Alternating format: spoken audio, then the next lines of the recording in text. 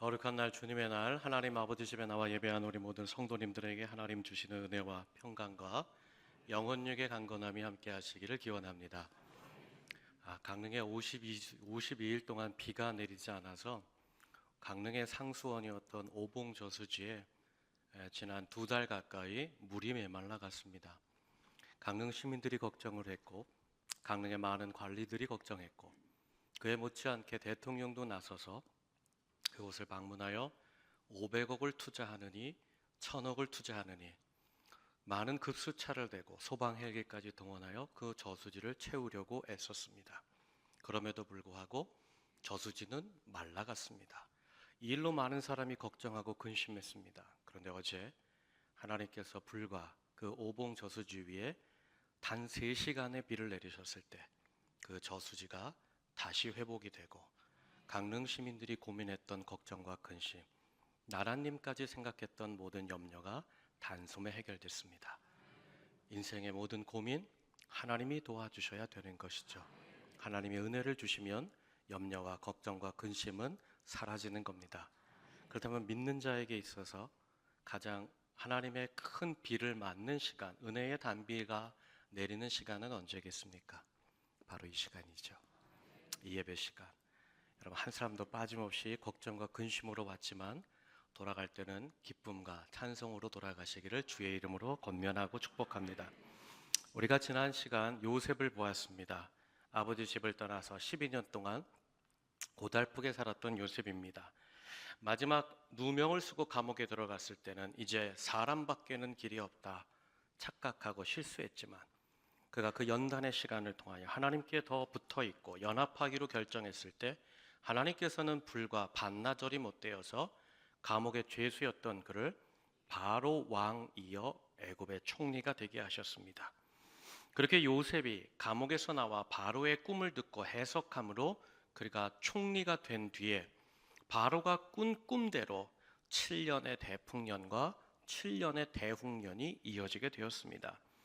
실제로 요셉이 애굽의 총리가 되어서 7년 동안 요셉이 애굽을 통치하는데 그야말로 나일강 삼각주, 모든 땅이 메말라도 그 땅만큼은 풍족한데 거기에 하나님이 대풍을 주셨습니다.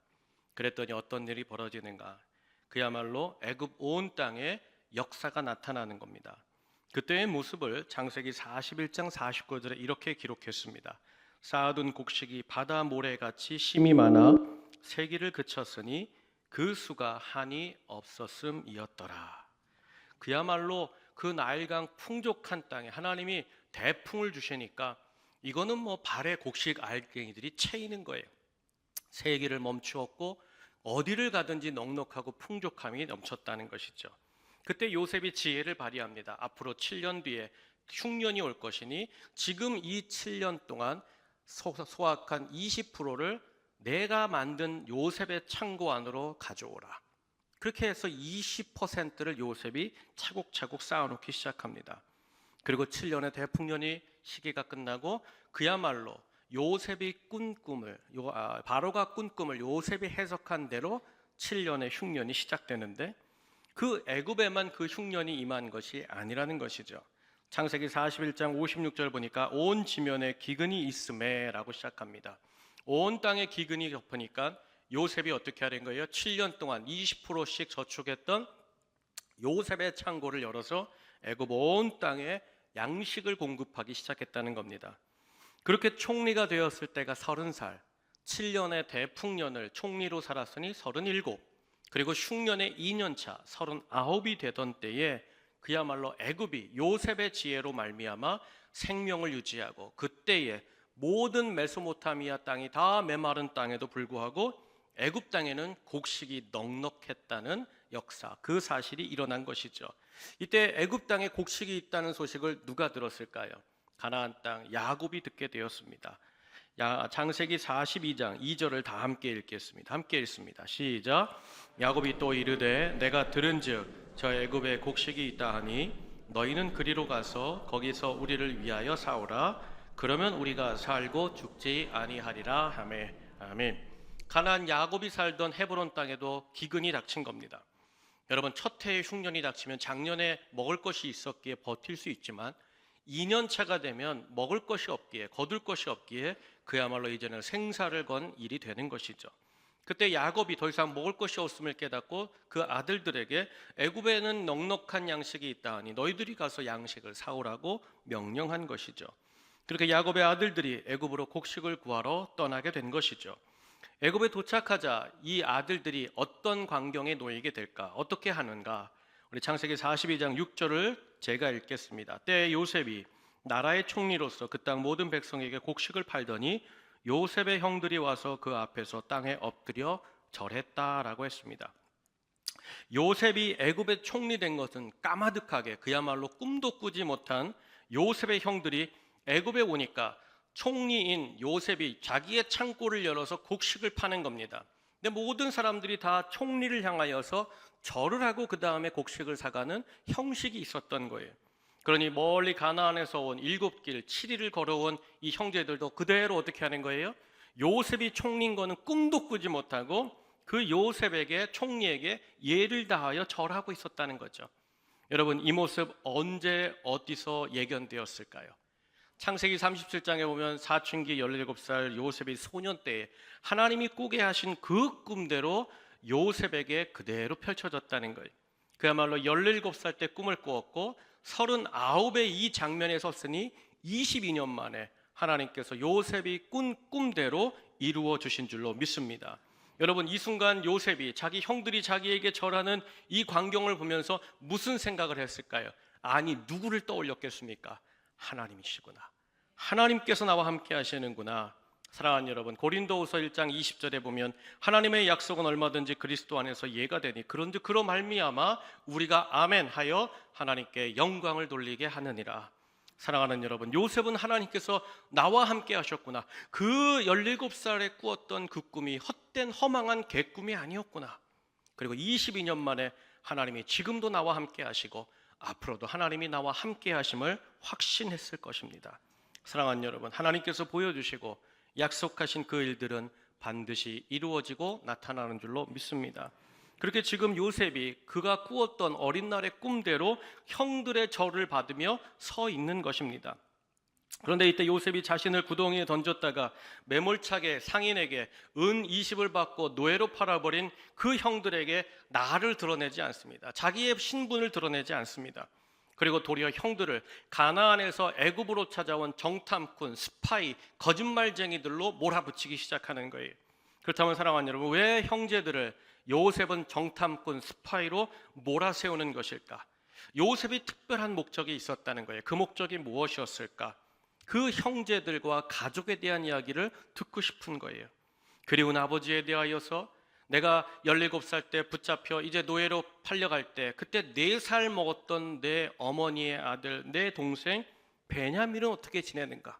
그리고 지난 22년 동안 그 형제들은 어떻게 바뀌었는가? 어떤 마음을 살고 살아왔는가? 그 이야기를 듣고 싶어서 그 형제들을 거짓말쟁이로 정탐꾼으로 몰며 그들에게 물어봤다는 것이죠. 그랬더니 어떻게 합니까? 이 형제들이 다 실토하는 거예요. 우리는 누구로부터 어떻게 왔고 여기에 어떻게 이르게 되었습니다. 가족사를 말하는 거예요. 그 이야기가 창세기 42장 13절에 있는데 제가 읽겠습니다. 그들이 이르되 당신의 종 우리들은 12형제로서 가나안 땅 한 사람의 아들들이라. 막내 아들은 오늘 아버지와 함께 있고 또 하나는 없어졌나이다. 아멘. 여러분, 지금 형들이 하는 이 요셉에게 하는 이 준술이 사실입니까? 거짓입니까? 사실이에요. 어디까지 사실이에요?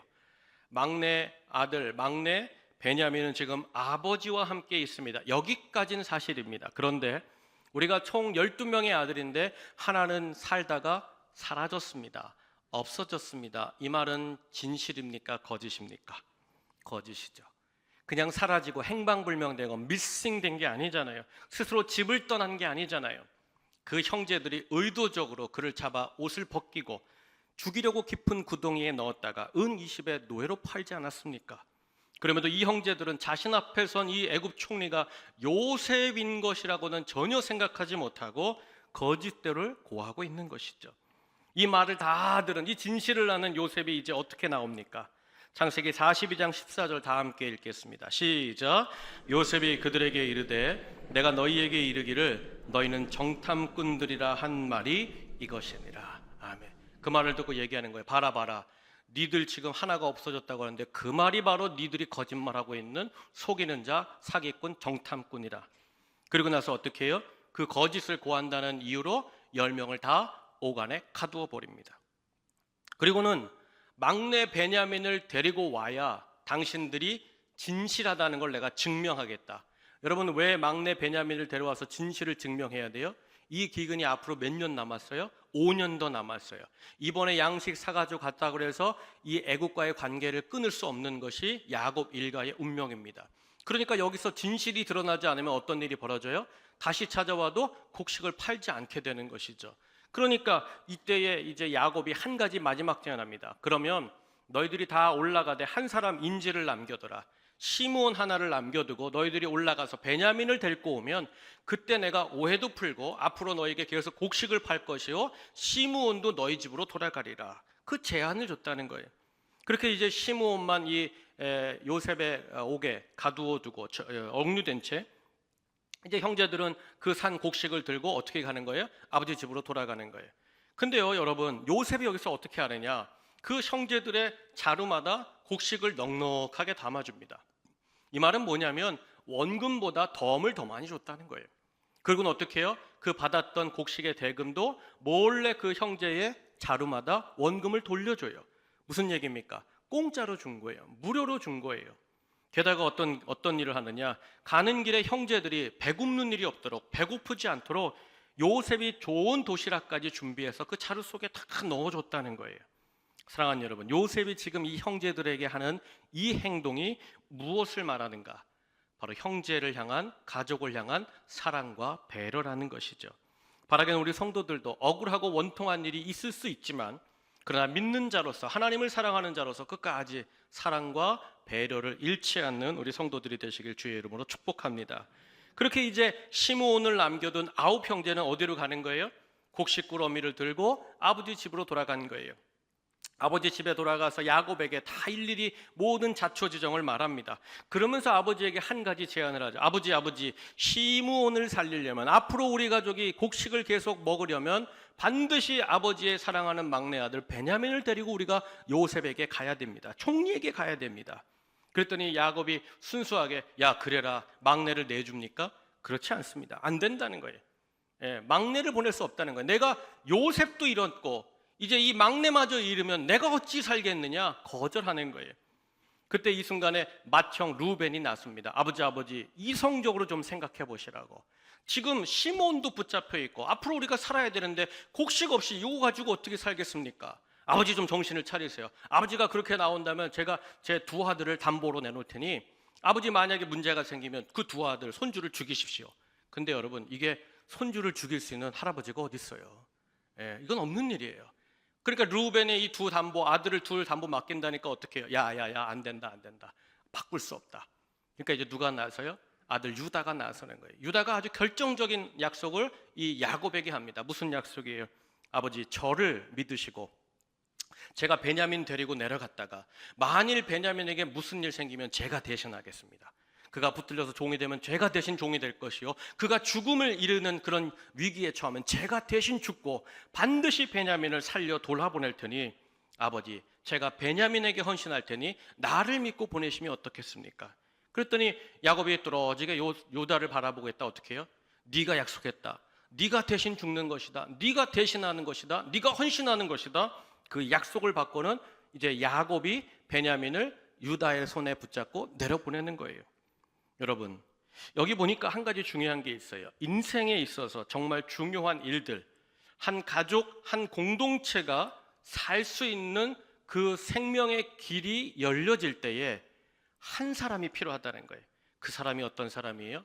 자기의 안위와 자기의 생명과 자기 자신보다 그 사랑하는 가족과 공동체를 생각할 수 있는 사람, 그리고 전적으로 그 가족의 생명과 공동체의 앞으로의 비전을 위해 자신을 헌신하는 그 사람이 있어야 그 하나님이 이루시는 생명의 역사가 일어나는 줄로 믿습니다. 그렇게 온 형제들이, 특별히 유다가 베냐민의 손을 잡고 이제 다시 총리 요셉 앞에, 그 진실을 밝히라는 요셉 앞에 다시 서게 된 거예요. 이때 요셉이 자신이 17살 떠날 때에 붙잡혀 떠날 때에, 원치 않는 상황에 붙잡혀 떠날 때에 4살 먹었던 내 어머니의 아들, 그 동생 베냐민을 마주대하는 거예요. 몇 년 만에 마주대하는 거예요? 22년 만에 마주대하는 거예요. 그러니 4살 때 떠났던 남동생이 지금 몇 살이에요? 26이에요. 이때에 모든 요셉의 아들들이 다 장가 갔습니다. 자식이 있어요. 보니까 어릴 적 동생 그냥 손잡고 이렇게 놀던 베냐민이 이제는 자식을 이룬 가장이 되어서 청장년이 되어서 자기 앞에 서는 거예요. 여러분, 그 베냐민의 모습을 보는데 요셉의 마음이 요동치는 거예요. 눈물이 터지는 거예요. 그 모습이 창세기 43장 30절에 나오는데 제가 읽겠습니다.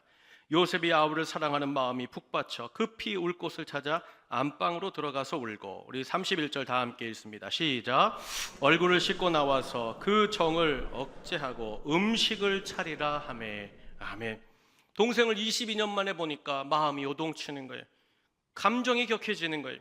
그런데도 어떻게 하는 거예요? 요셉이 자기 자신을 드러내지 않기 위해서 급히 방을 옮기고, 그리고 울고 얼굴을 씻고 나와서 어떻게 하는 거예요?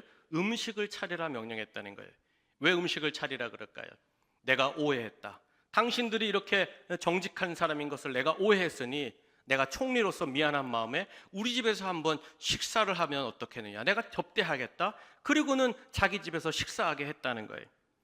사랑하는 여러분, 그런데 요셉의 집에 가서 식탁에 앉는데 안내하는 사람들이 하나하나 안내하는데 어떤 일이 벌어져요?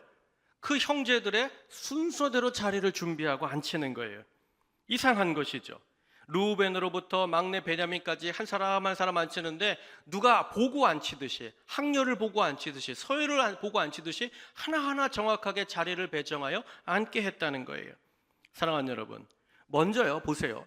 요셉이 누구인지를 그 형제들에게 곡식 자루에 넉넉한 곡식을 넣어줬어요. 거기에 원금을 넣어줬어요. 좋은 도시락까지 챙겨서 배골지 않고 돌아갈 수 있도록 그 첫 번째 사인을 주었어요. 여러분, 그랬다면 형제들 중에 뭔가 좀 총리가 이상한데 왜 그렇게 했을까? 궁금해졌어야 돼요. 두 번째, 요셉의 식탁 위에서 그 형제들의 순서대로 앉히는 걸 보면서 요셉이 두 번째 사인을 준 거예요. 이 정도면 뭔가 이 총리가 우리하고 잘하는 사람 아닐까? 연관된 사람 아닐까? 그런데 형제들은 전혀 모르는 거죠. 꿈에도 상상하지 못하는 거예요.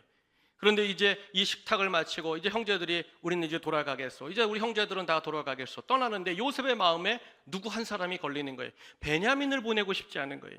베냐민과 함께 내가 살고 싶은 거예요. 그래서 청지기를 부릅니다. 자기의 집 총무를 불러서 몰래 베냐민의 자루에는 내 은잔을 넣어놓으라고 이야기합니다. 그랬더니 청지기도 어떻게 하는 거예요? 척하면 척하듯이 알겠습니다. 무슨 뜻인지 알겠습니다. 그리고는 자루를 다 달라고 하고는 가정 총무가, 그 청지기가 다 곡식을 넉넉히 적어주고는 다 순서대로 놓은 거예요. 그리고는 어떻게 하는 거예요? 마지막 베냐민 자루에는 요셉의 은잔을 살짝 숨겨놓은 겁니다. 그리고 이제 요셉이 내가 오해했으니 당신들 이제 이 넉넉한 양식을 가지고 행복하게 사시라고, 내년에도 오면 내가 주리라고 약속하고 보내는 거예요. 그리고 청지기하고 어떻게 합니까? 그들이 떠나고 저 멀리쯤 가니까 청지기에게 눈짓하는 거예요. 야, 쫓아가. 근데 청지기가 달려가는 거죠. 요셉의 군대를 이끌고 가는 거예요. 그러니까 이제 잘 모르는 이 형제들은 어떻게 하는 거예요? 배불리 먹었어요. 좋은 음식 먹었어요. 가득 자루마다 이제 곡식을 가지고 또 베냐민도 데리고 올라가니 얼마나 기분이 좋아요. 약속대로 되는 거 아닙니까? 근데 갑자기 청지기가 군대를 시켜가지고 멈추라는 거예요. 야, 너희들이 어떻게 우리 주인이 이렇게 선대했는데 너희들이 어찌하여 우리 주인의 은잔을 훔쳐갔느냐? 너희들이 도둑질했다. 그랬더니 형제들이 우리는 도둑질을 한 사람들이 아닙니다. 우리는 하나님의 사람으로 정직한 사람입니다. 그냥 길길이 뛰는 거예요. 그래도 청지기가 어떻게 해요? 다 검사해보자. 근데 청지기가 어떻게 검사한 줄 아세요? 맏형부터 시작합니다. 그 순서를 기가 막히게 알고 하는 거예요. 여러분, 이게 세 번째 사인이죠. 그러면 이 형제들이 뭔가 이때는 이 애굽의 총리하고 우리가 뭐가 관계가 있겠다, 눈치를 채야 되는데 전혀 눈치채지 못하는 거예요.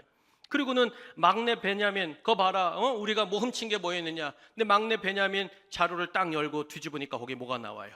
요셉의 소중한 은잔이 탁 나오는 거예요. 그때에 이 형제들이 어떻게 합니까? 당황하는 거죠. 이제 두려웠게 되는 거예요. 요셉이 이제 종으로 팔려가서 이 베냐민이 요셉의 집에 이제 종으로 살게 되는, 그런 노예로 살게 되는 일을 맞닥뜨리게 된 거예요. 여러분, 이때의 형제들의 반응이 기록되어 있어요. 창세기 44장 13절에 기록되어 있는데 다 함께 읽겠습니다. 시작. 그들이 옷을 찢고 각기 짐을 나귀에 싣고 성으로 돌아가니라. 아멘. 옷을 막 찢으면서 이제는 어디로 돌아가는 거예요? 다시 요셉에 있는 그 총리의 성으로 돌아가게 되었다는 거예요. 여러분, 22년 전에 과거에는 요셉의 옷을 찢으면서도 아무런 감동의 요동함이 없었던 형들이에요. 근데 지금은 자신들의 옷을 찢는 거예요. 여러분, 왜 자신들의 옷을 찢으면서 울부짖으며 이렇게 괴로워합니까? 여러분, 막내 베냐민에게 무슨 일이 생기면 결국 우리 아버지 요셉이 죽는 일이 되기 때문에 울부짖고 옷을 찢는 것이죠. 여러분, 베냐민에게 은질이 나와서 이제 붙들렸어요. 이제 노예로 살아야 돼요. 그가 이제 평생을 총리 공간에서 이제 종으로 사는 일이 되는 겁니다. 그러면 누가 죽는 일이에요? 베냐민이 죽는 일 아닙니까? 그런데 여러분, 베냐민이 붙들리면 이 형제들이 뭐라고 얘기하는가 하면 우리 아버지 야곱이 죽는다고 얘기했다는 거예요. 여러분, 왜 베냐민 붙들리는 게 그 아버지 야곱이 죽는 일이 될까요? 과거 22년 전 이 야곱이 요셉을 잃었을 때 그 형제들이 아버지를 속이면서도 뻔뻔하게 그때 아버지가 어떤 고난과 어떤 고민과 어떤 고통 속에 있는지 보았거든요. 내가 아들을 잃었구나. 그 상심과 낙심으로 인하여서 곡기를 끊고 힘이 없이 그냥 몇 날 며칠을 그 자기의 장막 안에 갇혀서 근심하고 고민하며 슬픔에 빠졌던 그 아버지를 보았거든요. 그런데 22년 만에 막내를 잃어요? 이 베냐민을 잃어요? 그럼 이제 아버지는 그 충격과 그 깊은 좌절로 세상을 떠날지 모를 일이 되기 때문에 이 형제들이 베냐민이 붙잡히면 아버지가 죽는 일이 된다고 밝혔다는 거예요. 사랑하는 여러분, 요셉이 이 광경을 보낸 거예요. 22년 전 저것들이 나를 버릴 때는 헌신짝처럼 무슨 걸레처럼 쓰레기통에 던져서는 팔아먹더니 이제는 그 동생을 위해서 형들이 전적으로 헌신하고 또 요셉 앞에 나와서 얘기하는 거예요. 유다가 나와서 얘기하는 거예요. 내가 대신 종살이를 살겠다. 내 동생만은 보내줘라. 그 유다의 사랑, 동생들을 향한 형들의 사랑을 이제 요셉이 다 보고 있는 거예요. 그런 순간에 이 요셉의 마음속에 두 가지 생각이 떠오릅니다. 첫 번째 생각은 뭐예요? 22년 전 나를 잃었을 아버지의 그 마음, 얼마나 아버지가 상심하고 괴로워했으면 힘들어했는지 우리 형제들이 나한테 와서 베냐민까지 잃어버리면 요셉이 잃어버렸던 것과 비교할 수 없는 그런 깊은 충격에 우리 아버지가 빠져 죽을지도 모릅니다. 그때에 이 이야기를 들은 거예요. 또 하나, 그렇게 남을 범자 헌신짝처럼 버리고 자기를 아무 가치 없는 것처럼 짐승처럼 대했던 형들이 어떻게 하는 거예요? 그 베냐민만큼은 그냥 목숨을 다해서 지키려고, 이 동생은 내게 소중한 사람입니다. 이 사람만큼은 반드시 살아서 어떻게 해야 된다? 아버지 집에 돌려보내야 된다. 그 결정하는 형들의 변화된 모습을 보면서 어떻게 되는 거예요? 요셉이 눈물이 터졌다는 거예요. 그게 오늘 본문 45장 1절에 있습니다. 제가 읽겠습니다. 요셉이 시종하는 자들 앞에서 그 정을 억제하지 못하여 소리질러 모든 사람을 자기에서 물러가라 하고 그 형제들에게서 자기를 알리니 그때에 그와 함께한 다른 사람이 없었더라. 우리 2절 다 함께 읽겠습니다. 시작. 요셉이 큰 소리로 우니 애굽 사람에게 들리며 바로의 궁중에 들리더라. 아멘. 요셉이 아버지에 대한 그리움, 아버지가 나를 생각했던 그 사랑, 그리고 형제들이 막내 베냐민을 지극히 아끼고 사랑하는 그 모습, 넷째 형 유다의 그 헌신과 내가 대신 죽겠다고 나서는 그 형들의 애정과 그 우애를 보면서 여러분, 그동안 지켜왔던 요셉의 마지막 감정선이 다 무너져 버린 거예요. 그리고는 엉엉 울기 시작했다는 거예요. 모든 사람을 다 나가라 하고 어떻게 했다는 거예요? 그 형제들만 남겨놓고 요셉이 울기 시작했다는 거예요. 얼마나 여러분 39살 먹은 청장년이 엉엉 울었는지, 요셉이 총리의 공간에 있는데 어디에까지 울음소리가 들렸다는 거예요? 바로 왕의 집무실까지 그 소리가 덩덩하고 울렸다는 거예요. 사랑하는 여러분, 그리고 나서 요셉이 형제들에게 하는 말이 뭡니까? 창세기 45장 3절을 제가 읽겠습니다. 요셉이 형들에게 이르되 나는 요셉이라 내 아버지께서 아직 살아 계시니이까. 형들이 그 앞에서 놀라서 대답하지 못하더라. 요셉이 드디어 자기 자신을 밝힌 겁니다. 3번의 사인을 줬는데도 못 알아채는 형제들 앞에서 요셉이 직접 말하는 거예요. 내가 요셉입니다. 형님들이 애굽에 판 그 동생 제가 요셉입니다. 그동안 애굽의 총리 옷을 입었어요. 애굽 사람처럼 꾸몄어요. 그리고 애굽 말을 했어요. 애굽의 이름을 가졌어요. 까마득하게 몰랐던 그 총리가 갑자기 모자를 벗으면서 히브리 유대인의 말을 하면서 내가 요셉입니다. 자기가 요셉됨을 형제들 앞에 밝혔다는 거죠. 여러분, 지금까지 요셉은요, 야곱 그 형제들의 아버지를 지칭할 때 이렇게 말했어요. 너희들의 아버지가 잘 계시느냐, 당신들의 아버지가 어찌 지내시느냐, 이렇게 다른 인칭을 썼어요. 근데 45장 3절을 보니까 내가 요셉입니다라고, 우리가 한 형제입니다라고 밝히고 나서 뭐라고 고백합니까? 내 아버지께서 살아 계시니까. 내 아버지, 내 아버지. 22년 동안 목 놓아 불렀던 내 아버지, 그 보고 싶었던 아버지, 그리운 아버지를 요셉이 목청 다하여서 아버지는 살아계십니까? 아버지는 지금 어떻게 지내십니까? 아버지는 별탈이 없으십니까? 그 형제들에게 묻기 시작했다는 거예요. 그리고 나서 어떻게 합니까? 오늘 45장 5절에 보면 요셉이 놀라운 선언을 하죠. 우리 다 함께 읽겠습니다. 함께 읽습니다. 시작. 당신들이 나를 이곳에 팔았다고 해서 근심하지 마소서, 한탄하지 마소서. 하나님이 생명을 구원하시려고 나를 당신들보다 먼저 보내셨나이다.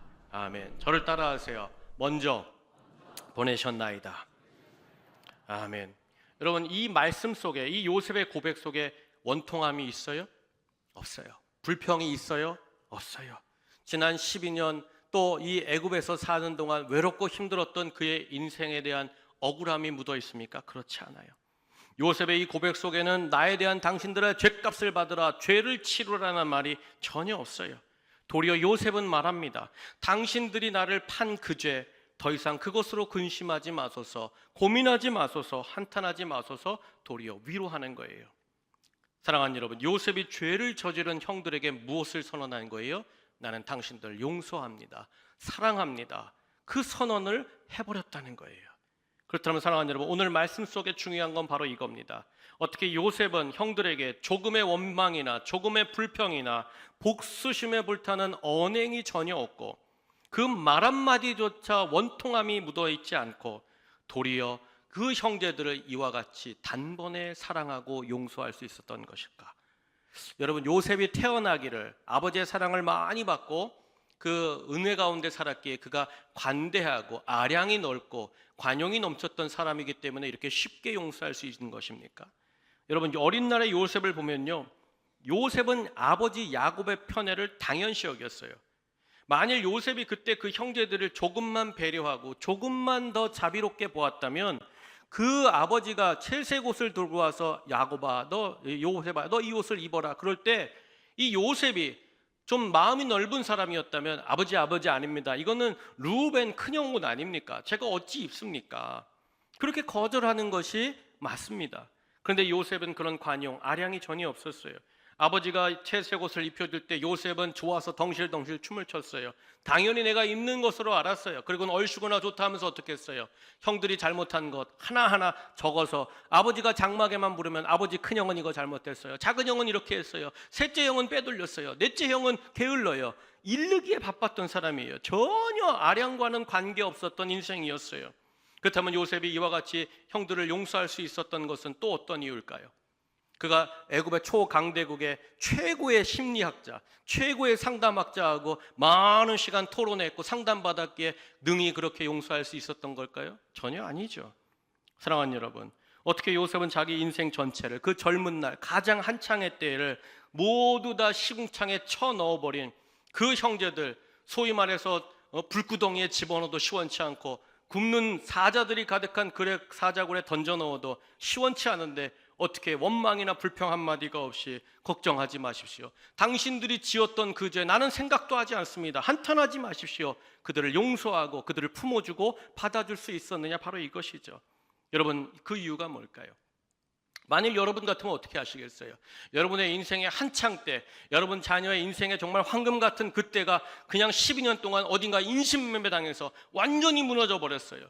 그리고 돌아왔다면 여러분, 그 내 아들이나 우리 가족을 그와 같이 힘들게 했던 사람 용서할 수 있겠어요? 그리고 이렇게 말할 수 있었어요. 당신이 잘못한 거 아니에요, 그때 당신 그 죄 잘못한 거 신경 쓸 거 없어요. 여러분, 그와 같이 품어줄 수 있겠습니까? 여러분, 요셉은 오늘 어떻게 이와 같이 용서를 선언하고 그 형제들을 품고 살아갈 수 있었던 것일까? 여러분, 그 답이 무엇인가? 여러분, 답은 하나죠. 요셉이 하나님께 그 어렵고 힘들 때마다 자기의 마음을 맡겨드렸다는 거예요. 하나님이 함께 하시면서 요셉이 그 힘들고 어려운 상황, 자기의 마음의 분노와 고통과 참을 수 없는 그 원통함이 일어날 때마다 요셉이 하나님께 그 마음을 내어놓을 때, 여러분 함께 하셨던 하나님이 어떻게 하신 거예요? 요셉을 품에 안으시고 요셉의 마음을 어루만져 주신 거예요. 요셉아, 요셉아, 이거 그 형들 때문이 아니다. 너의 잘못도 아니다. 내가 너를 향한 꿈과 비전이 있어서 이런 일들이 일어나는 것이다. 여러분, 지나온 모든 세월 하나님께서 그와 함께 하사 그의 모든 상처와 아픔과 눈물이 터져 나올 때마다 주님께서 요셉의 마음을 어루만져 주시고 싸매어 주시고 그 눈에서 눈물을 닦아 주셨기에 요셉이 자기의 인생을 나와 형제들이 주워 삼는 인생이 아니라 하나님이 하셨구나, 하나님이 행하시는구나, 그 믿음을 세운 줄로 믿습니다. 여러분, 하나님께서 만져주실 때 우리의 인생이 해석되는 거예요. 우리 인생이 어떻게 들어가고 있고 어디를 향하여 가고 있는지 하나님께 내어 맡길 때마다 하나님이 위로해 주시고 하나님의 역사로 인도하시는 줄로 믿습니다. 사무엘상 보면 한나가 나오잖아요. 한나가 마음이 괴로워요. 그 같지도 않은 둘째 부인, 그냥 그 부인이 그냥 자기를 괴롭게 해요. 그런데 그 자식으로 말미암아 그냥 기세가 등등하는 거예요. 그러니까 마음이 찢어지는 거예요. 내가 이 마음을 어떻게 할까, 이 마음을 어떻게. 근데 한나가 잘하는 게 뭐예요? 한나가 그 마음 그대로 하나님께 내어놓잖아요. 그 성소에 갔을 때 하나님이 그 마음을 만져주시잖아요. 그리고 어떤 일을 베풀어줘요? 시대를 바꾸는 하나님의 종 사무엘을 그 품에 안겨주셔서 하나님의 영광에 서게 하신 줄로 믿습니다. 사랑하는 여러분, 오늘 요셉도 마찬가지예요. 요셉이 하나님 앞에 그 마음을 내어놓아요. 하나님, 나 화가 나요. 하나님, 그 형들이 나에게 했던 그 일이 치가 떨려요. 분노가 터져요. 내가 왜 감옥에 있어야 돼요? 그럴 때마다 하나님께서 그를 찾아와 위로하시는 거예요. 그건 그들이 때문이 아니다. 너 때문이 아니다. 내가 이 일을 하고 있다. 여러분, 그 증거가 어디 있어요? 여러분, 오늘 우리 본문 다음에 있는 창세기 45장 7절을 제가 읽겠습니다. 하나님이 큰 구원으로 당신들의 생명을 보존하고 당신들의 후손을 세상에 두시려고 나를 당신들보다 먼저 보내셨나니. 우리 45장 8절 다 함께 읽겠습니다. 시작. 그런즉 나를 이리로 보내니는 당신들이 아니요 하나님이시라. 하나님이 나를 바로에게 아버지로 삼으시고 그 온 집의 주로 삼으시며 애굽 온 땅의 통치자로 삼으셨나이다. 아멘. 여기 보니까 5절, 6절, 7절, 8절에 하나님이 3번 나와요. 근데 45장 8절에 여러분 볼펜이 있으면 꼭 동그라미 치세요.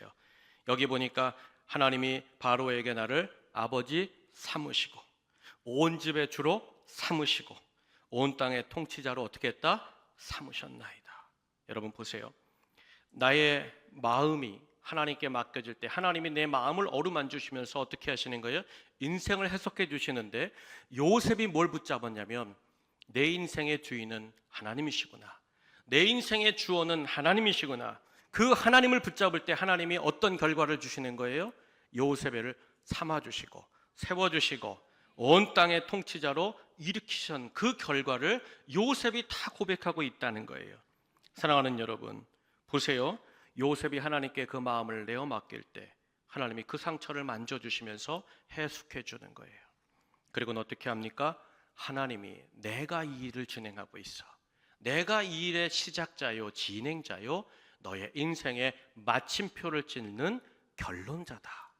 여러분, 요셉이 이 분명한 하나님과의 믿음을 붙잡았기에 요셉은 사랑할 수 있었고 품어줄 수 있었고 용서할 수 있었던 줄로 믿습니다.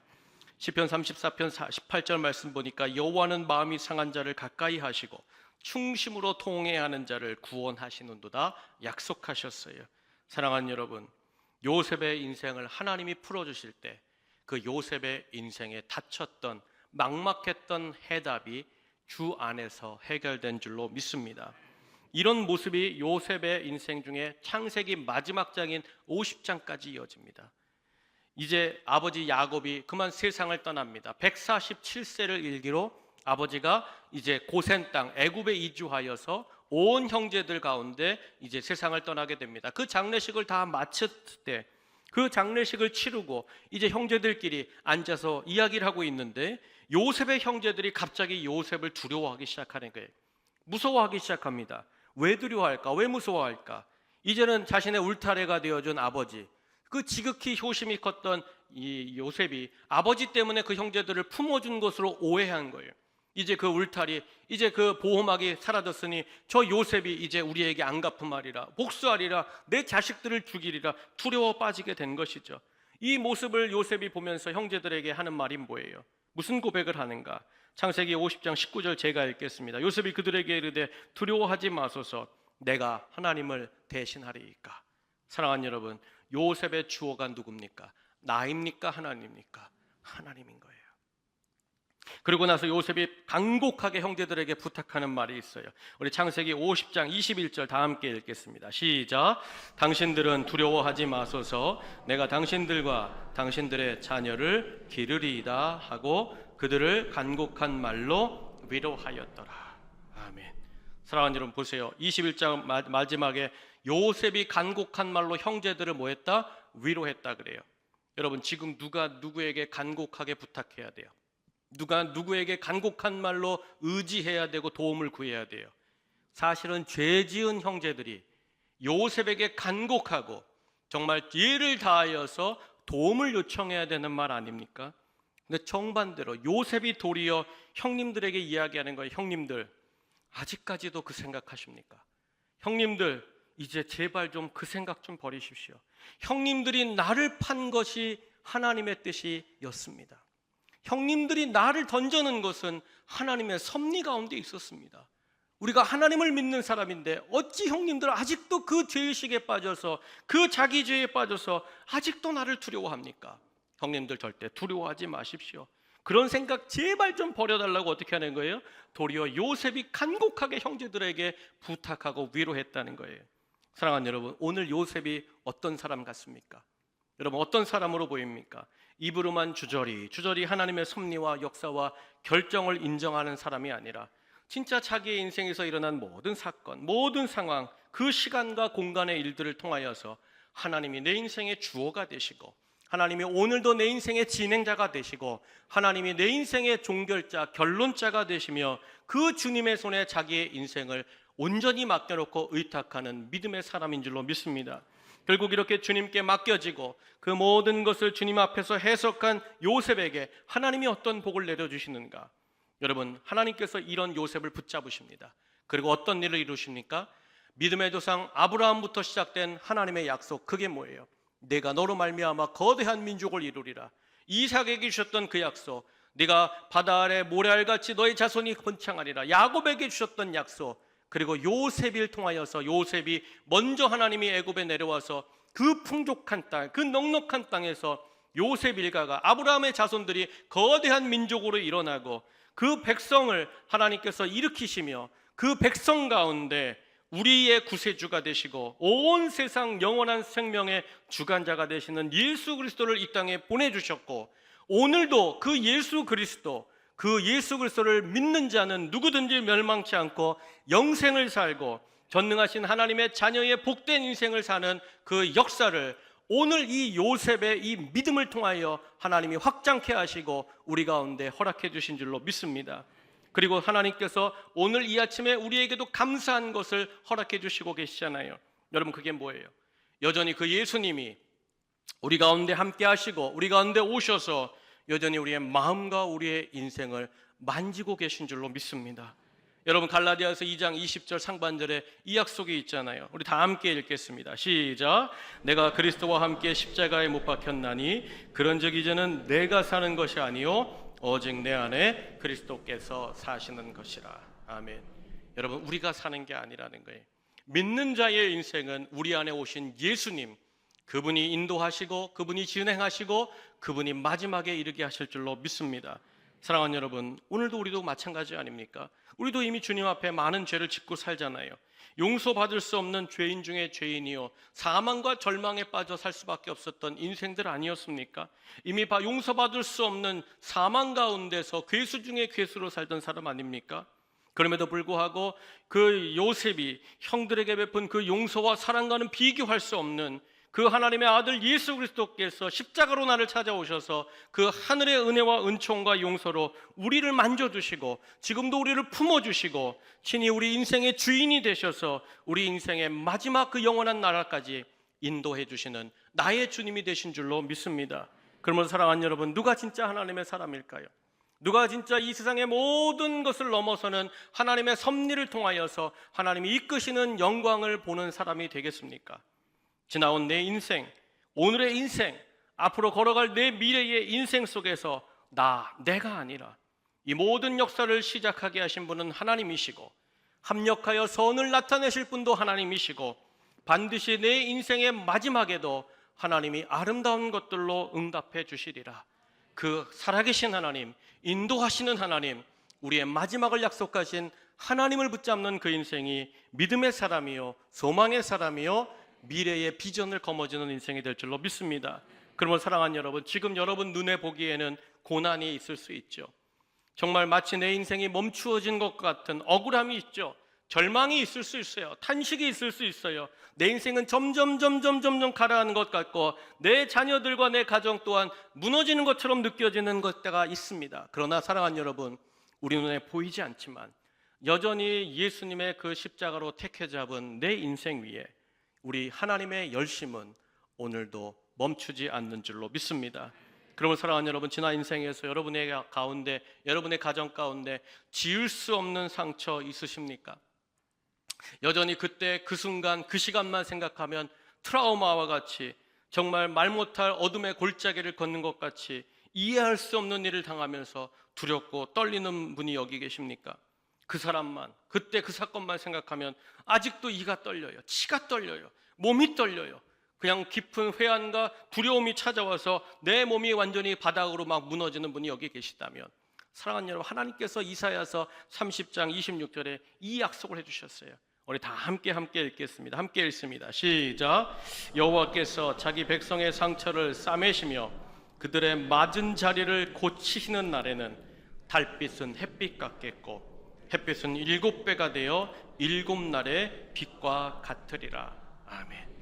여러분, 하나님께서 자기 백성의 상처를 싸매어 주시고 우리가 맞은 그 자리에 달빛, 그 슬픔의 빛을 무엇으로 바꾸시는 거예요?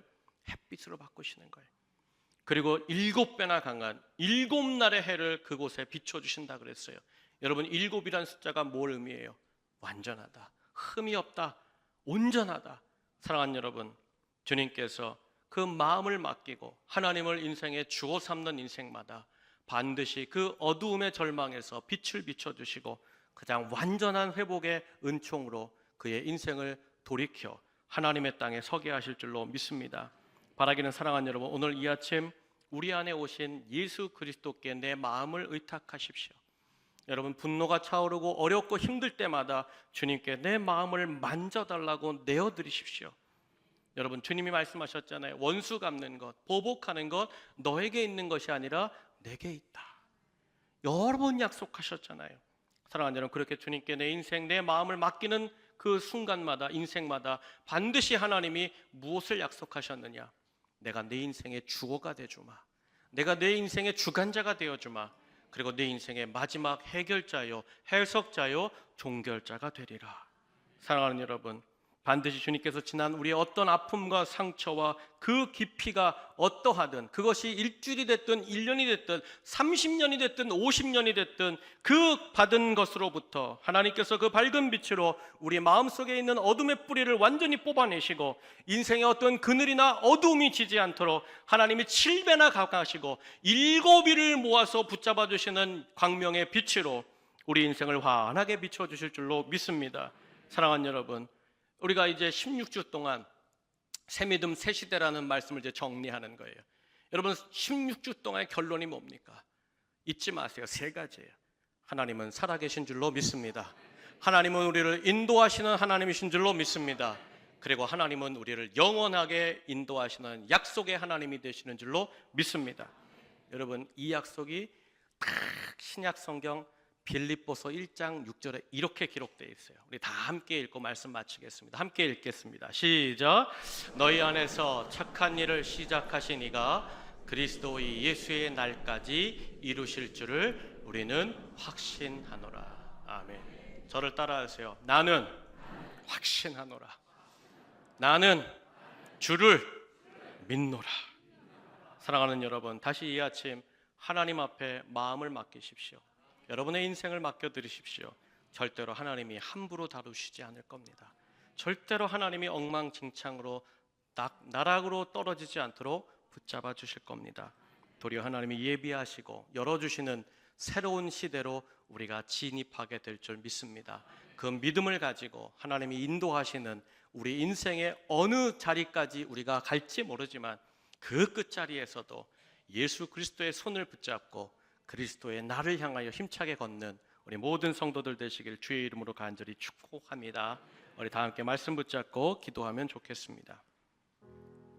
사랑하는 가족 여러분, 무너졌던 관계는 하나님이 회복시키십니다. 무너졌던 내 마음도 하나님이 일으켜 주십니다. 내가 아닙니다. 사람들이 아닙니다. 어떤 관계가 아닙니다. 여러분, 아픔과 상처와 고통이 내 마음에 있다면, 내 인생 속에 있다면 주님께 내어주십시오. 주님, 내 마음을 만져주십시오. 하나님, 해결되지 않는 이 문제를 하나님 만져주십시오. 그리고 하나님께서 은혜를 주시옵소서. 주님이 나의 찬송이 되시오니 나를 고쳐주시고, 주님 나를 구원하시면 주님만이 나를 구원하실 수 있사오니 은혜를 베풀어 주시옵소서. 내 깊은 웅덩이들이 깊어질수록 여러분 위로부터 부어주시는 하나님의 은혜가 더 넘치고 가득 찰 줄 믿습니다. 주여, 나를 치유하시고 우리 가정을 치유하시고 다시 우리가 하나님의 손에 있으므로 하나님께서 내 인생을 시작하게 하셨고 준행하시고 그 마지막에 하나님의 영원한 나라에 이르게 하실 줄 믿사오니 주여, 나를 도와주옵소서. 나를 인도하여 주시옵소서. 나에게 하나님이 살아계심을 경험하게 하여 주시고 하나님, 나와 동행하여 주시옵소서. 우리 다 함께 말씀 붙잡고 함께 기도하겠습니다. 함께 기도합니다. 하나님, 감사합니다. 우리를 인도하시는 주님, 주님께서 우리 가운데 함께 하시고 우리의 지나온 인생 속에서 하나님의 손길이 안 미친 것이 없고 하나님이 도와주시지 않는 것이 없음을 고백합니다. 하나님, 내가 홀로 울 때에, 내가 낙심하여 절망했을 때에, 원통하고 분노가 가득할 때에도 하나님 나와 함께 계셨고, 내가 하나님께 마음을 드릴 때마다 하나님 우리의 마음을 어루만져 주셨고 위로하셨고 격려하셨으며, 앞으로도 내가 너의 인도자가 되어주리라, 내가 너의 영원한 하나님이 되어주리라 십자가로 약속하시고, 오늘도 우리 안에 찾아오셔서 내 마음을 만지시는 주님, 성령으로 우리 가운데 함께 하시는 주님, 내가 주님을 찬송합니다. 이 믿음 변치 않게 하시옵소서. 주여, 우리를 시작하게 하신 주님께서 반드시 주님의 날까지 이르게 하실 줄 믿습니다. 나는 확신합니다. 나는 소망합니다. 하나님께서 우리와 우리 인생과 우리 교회를 이끄실 것을 믿습니다. 하나님, 다시 일어서는 이 아침이 되게 하시고 모든 절망을 끊어버리고 하나님 사랑과 용서와 은총의 사람으로서는 우리 모두가 되게 하여 주시옵소서. 이 아침 하나님 회복되기 원합니다. 지난 모든 과거의 아픔들이 다 주님께 내려지게 하여 주시고, 하나님이 하셨구나, 하나님이 삼으셨구나, 하나님이 결론 내실 것이다, 그 소망으로 나아가는 복된 아침, 행복한 아침, 복을 받아 복을 누리는 인생들이 되게 하여 주시옵소서. 역사의 하나님, 충만의 충만으로 우리를 붙잡아 주시옵소서. 은혜와 역사 도와주옵소서. 살아계신 하나님, 우리를 사랑하시는 주님 감사합니다. 지난 인생 주님의 손길 안 미친 것이 없고 우리의 순간순간 주님이 붙잡아 주시지 않은 것이 없사옵고, 하나님, 이 아침 다시 그 믿음으로 주님, 내 마음을 주님께 드리오니 예수님의 십자가의 사랑과 은총으로 함께 하시는 주님, 내 안에 살아계신 주님, 내 마음을 만져 주시옵소서. 오직 주님만 나의 주인 삼고 주님이 나의 온전한 해답자여 응답자임을 믿으며 이 광야 같은 인생에서 언제나 주님의 품을 향하여 달려가고 그 주님의 품에 안겨서 주님이 광명하게 이끄시는 그 아름다운 결론에서는 새믿음 새 시대를 살아가는 우리 모든 온천제리 성도들과 가정과 우리 교회가 되게 하여 주시옵소서. 우리의 마음을 만지시고 이끄시고 세우시는 우리 구주 예수님의 귀하신 이름으로 감사하고 기도하옵나이다. 아멘. 다 함께 자리에서 일어나셔서 우리 아바 아버지 찬양하고 축도함으로 예배를 마치겠습니다.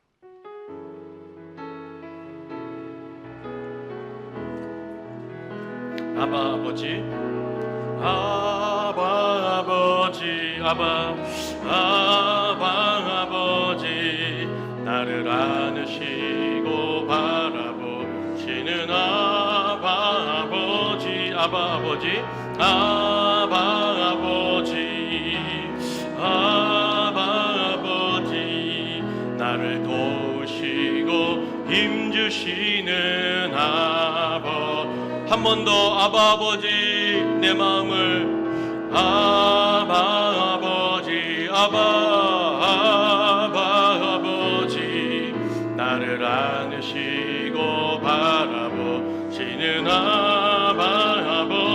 아바 아버지, 아바 아버지, 아바 아버지, 나를 도우시고 힘주시는 아버지.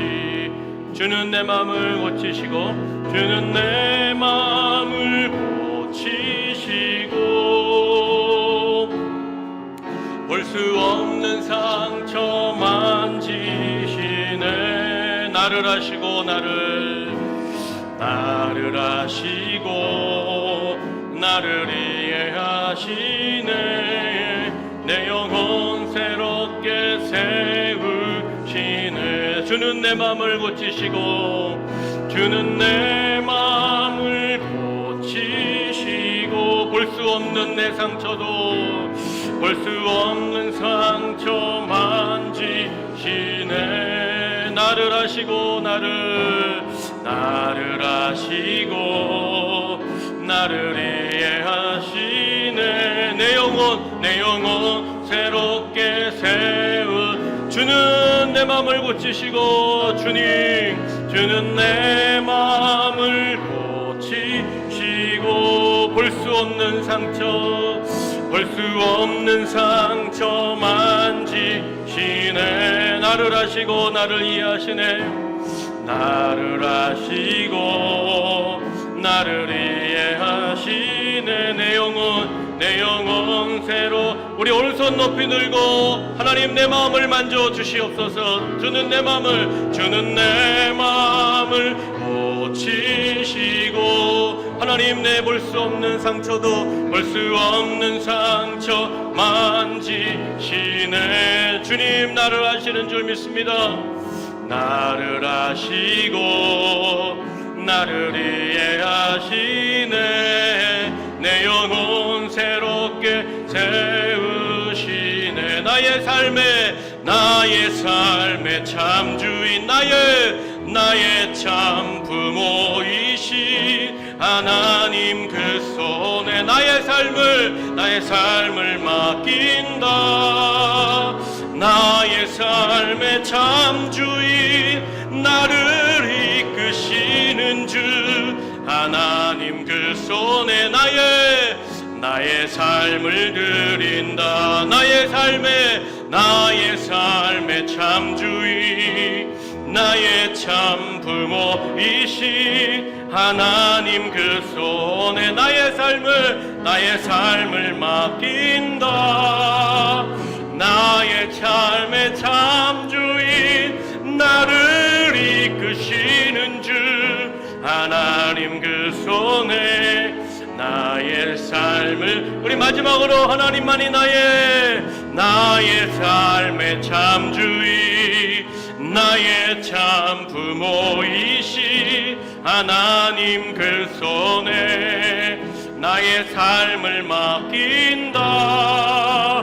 나의 삶의 참에 나를 이끄시는 주 하나님 그 손에 나의 삶. 우리 가정을 하나님 너의 삶의 참 주인, 너의 참 부모이신 하나님 그 손에 너의 삶을 맡긴다. 너의 삶의 참 주인, 너를 이끄시는 주 하나님 그 손에 너의 삶을 드린다. 우리 잠깐 기도하겠습니다. 하나님, 나의 삶의 참 주인은 하나님이셨습니다. 나를 돌보시고 먹이시고 입히시고 굶지 않게 하시고 반드시 그 영광스러운 광명의 빛으로 인도하실 분도 하나님이셨습니다.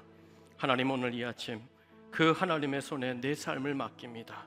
내 자녀들을 맡깁니다. 내 가정과 내 삶의 터전을 맡기오니 하나님 인도하여 주시옵소서. 끝까지 믿음 잃지 않고 하나님 세상에 흔들리지 않고 오직 하나님께만 흔들림 받는 아름다운 인생, 복된 인생, 이 땅에서 참 하나님의 사람으로 끝까지 승리하게 하여 주시옵소서. 주님, 내 삶을 맡겨드립니다. 인도하소서, 도와주소서, 이끌어주소서, 회복되게 하여 주시옵소서. 우리 다 함께 하나님 앞에 한 번 더 기도하겠습니다.